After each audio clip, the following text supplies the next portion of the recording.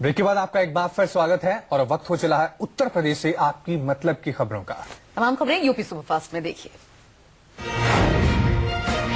UP के मुख्य सचिव श्री दीपक सिंघल ने लखनऊ मेट्रो के कामों की समीक्षा की और अधिकारियों को ये सुनिश्चित कराने के निर्देश दिए कि मेट्रो का ट्रायल 1 दिसंबर को नहीं बल्कि उसके 1 महीने पहले यानी 1 नवंबर को कराया जाए।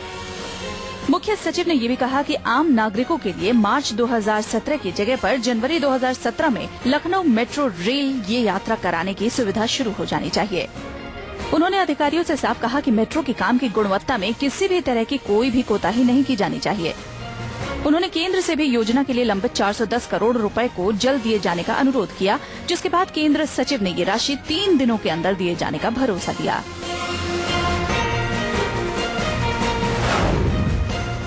अब 2 अक्टूबर से यूपी के जिलों में 24 घंटों बिजली मिलेगी। सरकार ने ऊर्जा विभाग के अधिकारियों को निर्देश दिए हैं कि 2 अक्टूबर से शहरों में 24 घंटे बिजली के लिए जरूरी कार्य योजना 1 हफ्ते में पेश की जाए। इस बारे में मुख्य सचिव दीपक सिंघल से कार्य योजना बनाने को कहा गया। उन्होंने एक बैठक करके अधिकारियों को निर्देश दिए कि किन जिलों में कितने घंटों के लिए बिजली आपूर्ति हो रही है।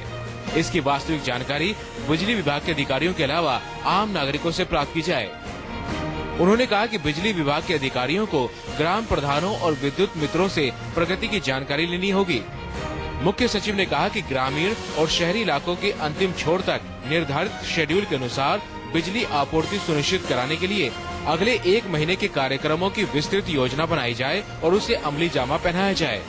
मुख्य सचिव ने निर्देश दिए कि 12 मेजा और करछना तापी परियोजना से 10,000 करोड़ रुपए की लागत से निर्माणाधीन ट्रांसमिशन यंत्र को मार्च 2017 तक पूरी तरह से चालू करा दिया जाए। यूपी के मुख्यमंत्री अखिलेश यादव ने सैफई में मेडिकल यूनिवर्सिटी बनाकर छात्रों को एक बड़ी सौगात दी। सैफई में बना उत्तर प्रदेश आयुर्विज्ञान अनुसंधान संस्थान सैफई मेडिकल यूनिवर्सिटी के तौर पर 28 जुलाई को साइन हुआ। अभी तक ये कानपुर यूनिवर्सिटी से एफिलिएटेड था। अब सैफई मेडिकल के छात्रों को डिग्री पर सैफई मेडिकल यूनिवर्सिटी की मुहर लगकर मिलेगी।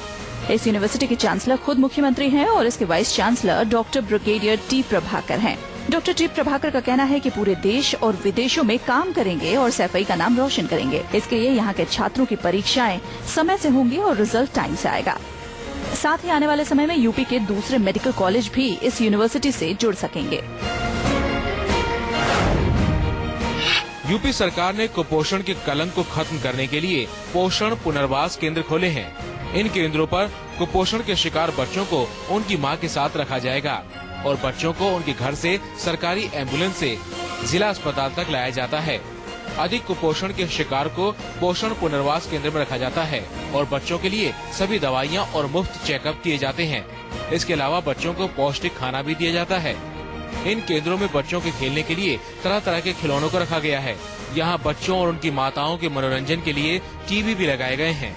यहाँ केंद्र में बच्चे के साथ रहने वाली माँ को 50 रुपए प्रतिदिन के हिसाब से पैसा दिया जाता है।